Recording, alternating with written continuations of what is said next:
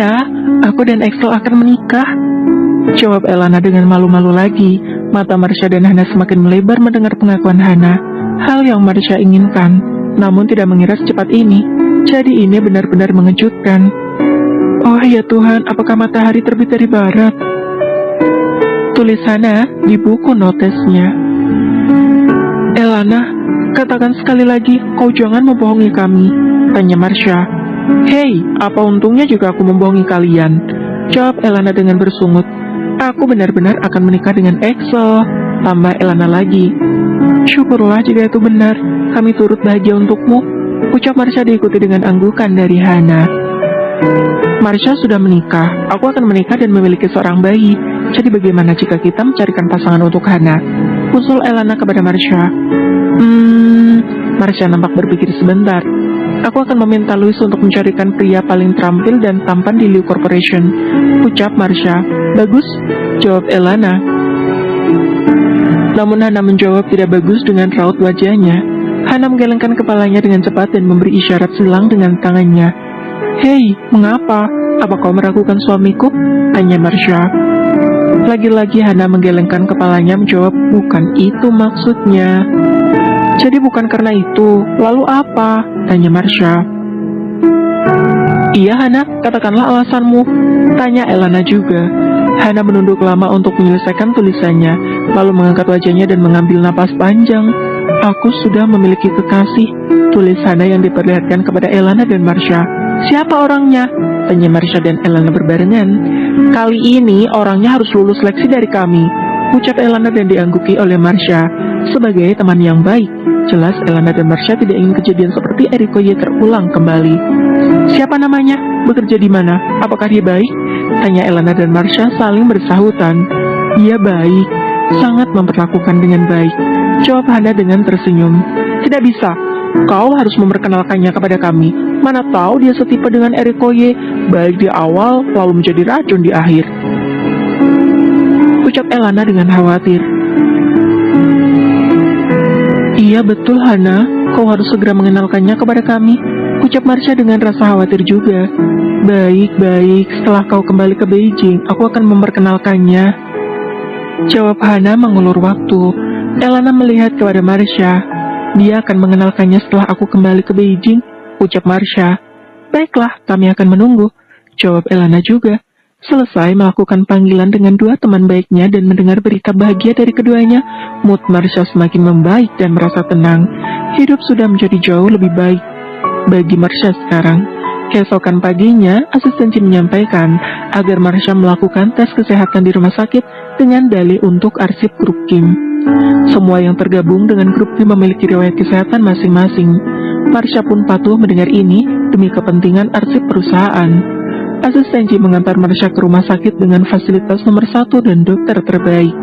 Marsha menjalani tes kesehatan dengan baik, lalu kembali ke kediaman Kim menjaga Tuan Besar Kim seperti janjinya. Sementara itu, di grup Kim orang-orang yang merasa gerah dengan gerakan Marsha mulai bergerak untuk menghilangkan bukti dan saling menutupi celah kesalahan mereka.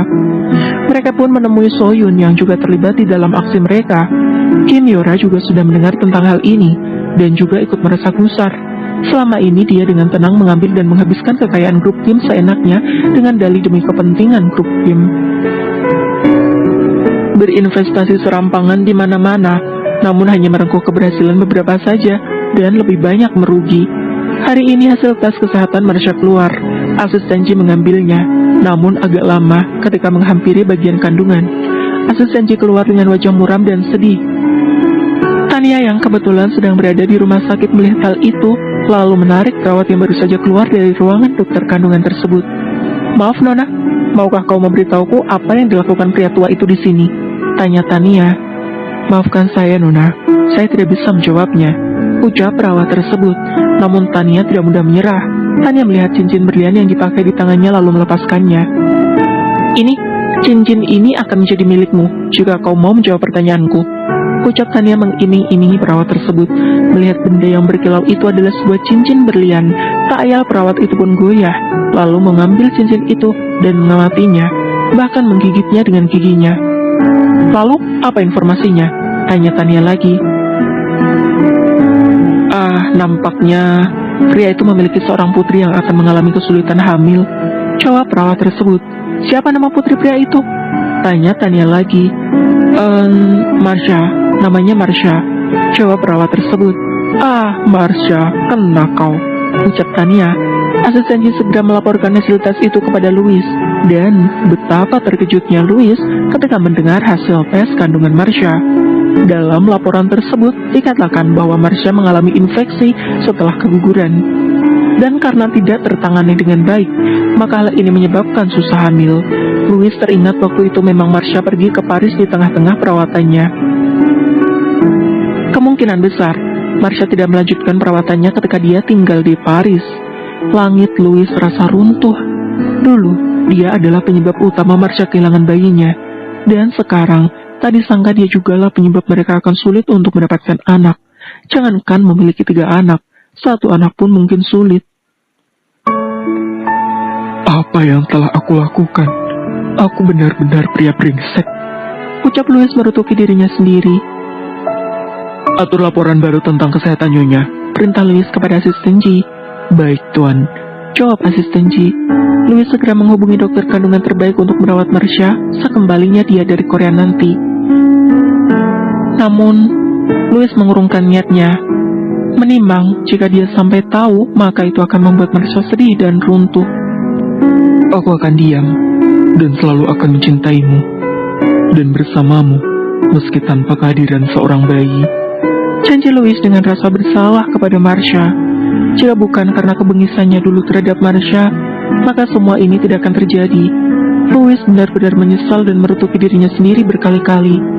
Asisten Ji memberikan laporan kesehatan kepada Marsha.